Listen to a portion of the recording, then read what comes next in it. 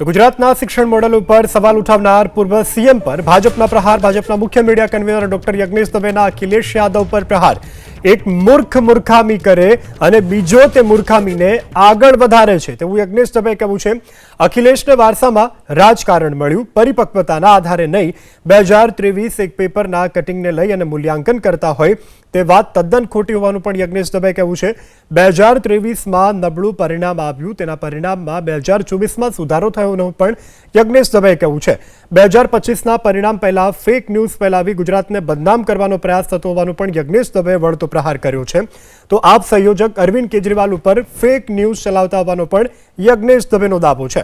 ગુજરાતમાં કેજરીવાલના અનુયાયીઓ fake news આપે છે પ્રોત્સાહન. રાજકીય પરિપક્વતા મેળવ્યા બાદ નેતાઓ નિવેદન કરે છે તેવું યજ્ઞેશ દવે કહેવું છે. અખિલેશ યાદવ 2023ની એક છાપાના કટિંગને લઈ અને ગુજરાતનું મૂલ્યાંકન જો કરતા હોય તો એ તદ્દન ખોટી વાત છે.